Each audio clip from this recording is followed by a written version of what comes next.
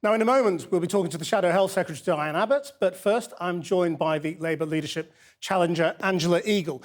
Theresa May says Brexit means Brexit. Does Brexit mean Brexit for you, or could Labour, led by you, try to overturn the referendum? Well, look, I was shocked on the morning after the referendum result when Jeremy came out and said that we should trigger Article 50 straight away. This is going to cause huge issues, particularly for those Labour areas that have already been hit by Tory cuts and are suffering so much. I think it's important that we actually take our time and don't trigger Article 50 straight away so that we can see how we can possibly untangle ourselves from the myriad of different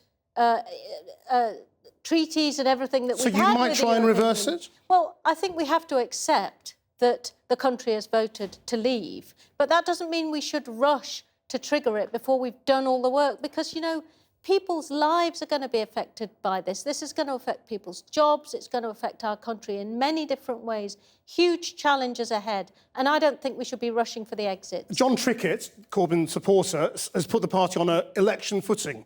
Do you want a general election? Would you vote for a general election if Theresa May puts it to Parliament? Well, look, Theresa May is only just going to be the Prime Minister on Wednesday. Let's wait and see what she says. But any opposition has to be ready to fight a general election. This problem that we've had in the Labour Party, the fact that 80% of Jeremy's parliamentary colleagues don't have confidence in him, is precisely because we're worried about a general election. So you're in disarray, aren't you? You've been massacred. We know that he has not been able to connect to the country. We've got to get ourselves sorted as a political party as quickly as possible to be a strong opposition so that we can actually then unite our party and put a programme in a general election to the country so that we can heal our country. You came fourth in the deputy leadership race last year. What makes you think you can go from that to beating Jeremy Corbyn? Well, the first thing to say is actually in the last 9 months, I've been doing a good job on the government front bench, the shadow government front bench. I have taken the fight to the Tories at Prime Minister's questions. I've worked hard and had some success in trying to help save our steel industry.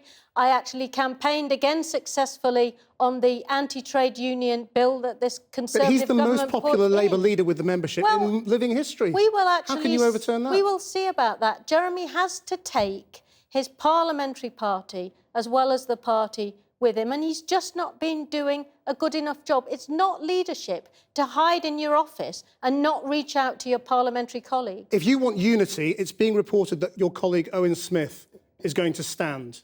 Are you prepared to stand down to unite behind him? Listen, the Conservatives have their second woman Prime Minister. The Labour Party, the party of equality, who pioneered anti-discrimination. So it's about time they had their first elected woman leader. But if you, the rebels, aren't united, what chance have you got? Well, I don't know what Owen's... You can't talk about uniting the party if you can't even unite the shadow cabinet. I don't know what... The ex-shadow cabinet. I don't know what Owen's going to do. It's quite clear that we have a leadership issue in our party that has to be resolved. That is why I launched my campaign today, and I think I'm the best person to take Labour forwards through this very difficult time. How left-wing are you, really? I mean, you say you're left-wing, but you voted for war, you voted for tuition fees, you're pro-Trident. Actually, you didn't oppose last year's welfare cuts. You know what?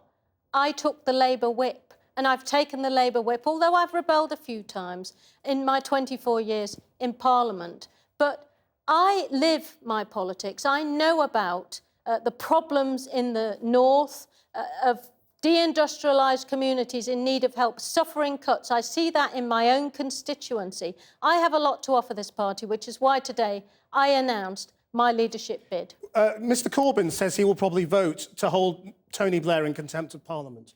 You've said you regret voting for war. Will you vote to hold Tony Blair in contempt? I do regret the vote on the Iraq war, and certainly if I'd have known then what we know now, the flawed information that was put before us, I would not have voted for it. I think the Chilcot report gives us good indications of how to avoid these mistakes happening in the future, and I think that should be the priority. Angela Eagle, thank you very much for coming in.